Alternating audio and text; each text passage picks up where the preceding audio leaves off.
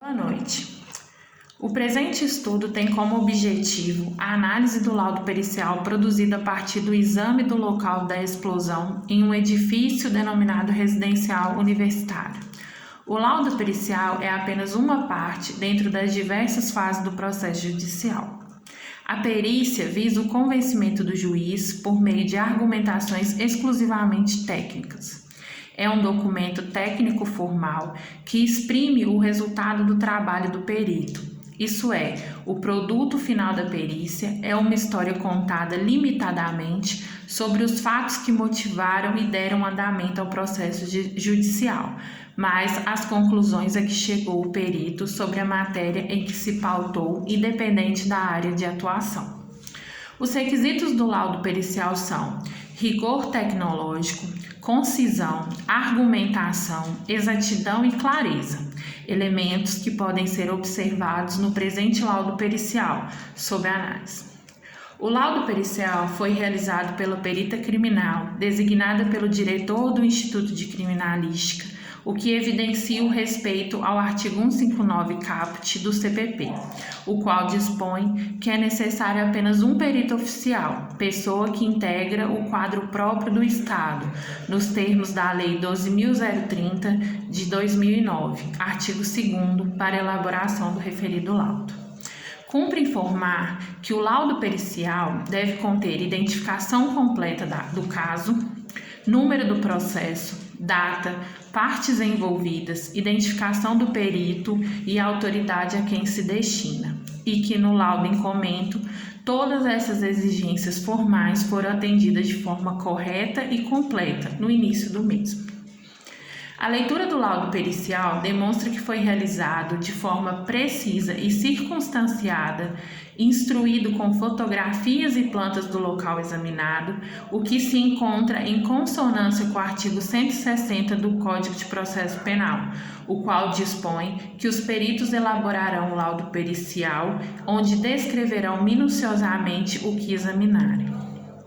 Outro item de suma importância no laudo pericial é estar constando nele toda a metodologia aplicada, requisito este que não faltou no laudo pericial sob estudo.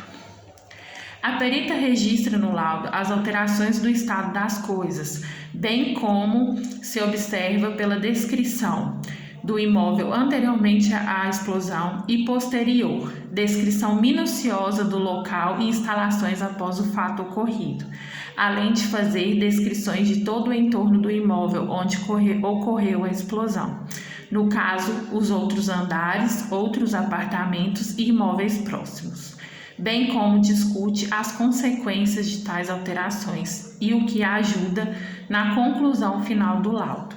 Tudo como preceitua o artigo 169, parágrafo único do CPP. Outro requisito formal que deve conter no laudo pericial são as respostas dos quesitos. No laudo em que estamos analisando, após a conclusão dos trabalhos, a perita oficial passou a responder os quesitos de praxe, em conformidade com a parte final do artigo 160 do CPP e do artigo 159, parágrafo 3º do mesmo diploma legal.